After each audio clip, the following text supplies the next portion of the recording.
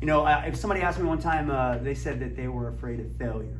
And I was like, oh, this is one of my favorite conversations. So I'll give you this, right? So I can't even remember what they were talking about, but in general, they were just afraid of failure. And typically this is what happens. Like we don't set goals for ourselves, because in setting goals also requires us to write it down, give it a timeline, right? Then what we were supposed to do in the order of operation is tell everybody about it, so we have a lot of accountability, right? You know, and ownership. And it's like, oh gosh, you know, now everybody knows I said I was going to do that thing, and then I don't do that thing, and I look like a fool, right? That's what we're all afraid of. We're all afraid to look like a fool. It's been happening since grade school. They try to make it easier on the kids these days. Don't make them go up there and answer the question on the dry erase board, or for us it was a chalkboard back then, but guess what? That built character. I made sure I did my homework and I knew what I was supposed to be doing, because I had to go up there and fill in the blanks. And if I didn't, everybody's going, stop you dummy, you know, whatever, right? Does that make sense? That built character. That made me go home and do my work, right? I'm sorry. It's just straight up, okay? That pressure cooker, right? How do you make a diamond?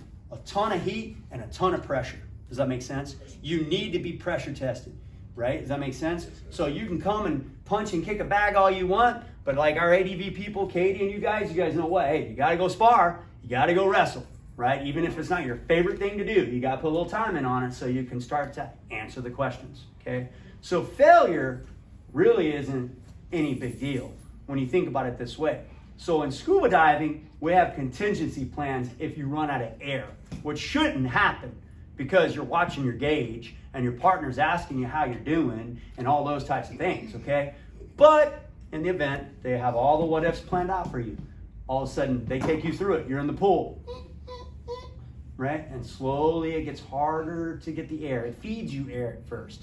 It's like a IV for your lungs, you know what I mean? And it feeds you air, and it feeds you air. All you gotta do is barely inhale, and it's like, and then so relaxing. It's very zen, I promise, okay? Right? And then they start turning it down, and all of a sudden you have to work a little bit. You're like, you know, and the output gets less and less and less until finally, and that's it. And then you raise your hand, and then they turn your air back on while you're in the pool, right? They want you to know what it feels like as it's getting to be less and less in the tank. Now you know, now there's a protocol. The protocol is very simple, right? You'll run out of air, right? Where's my buddy? He's got air, she's got air, right? And in the case of me, it's usually my wife. She's always got plenty of air. So then I'm like, hey, I need some air. I'm on air, or I'm out of air, right? There's signs for this underwater, but nobody understands that. Does that make sense? So you tell your partner, then they give you air. They have an alternate air source. Here you go, buddy, not a problem. Okay, let's go up nice and slow. Let's get out of this, right? Okay, easy peasy, okay? What if your buddy, in my case, sometimes I'm lagging behind a little bit, taking some photos or some videos, some fishies, chasing a turtle, whatever, it happens, okay? But my buddy is a little further away, and they're so far away that I probably can't continue to exhale bubbles with that last breath and get to them. Does that make sense? Then my next best effort is up, right?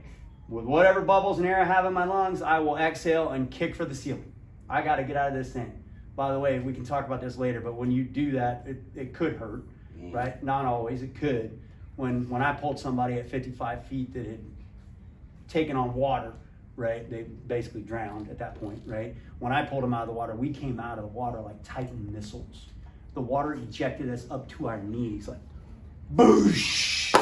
That's a lot of pressure change coming up, right? And thankfully we were both in shape, and he lived, by the way, right? And we were both in shape, and like we didn't get the bends, we didn't get DCS, which was good, okay? But you got, I'm out of air. Let me go check on my buddy. Buddy's too far. Go for the ceiling. That's your protocol. What's failure? You sit there and do nothing. That's what failure is. Does that make sense? That's 100% what failure is. Okay, so now that we've accomplished and we know what failure is, everything else isn't failure. Does that make sense?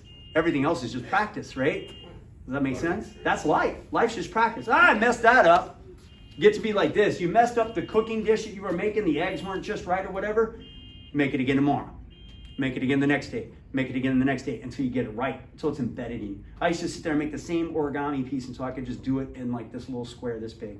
Give them to kids on airplanes and stuff when we would travel. You know what I mean? But I just got it to where I would do that, right? So there is no failure. It's make believe in your head.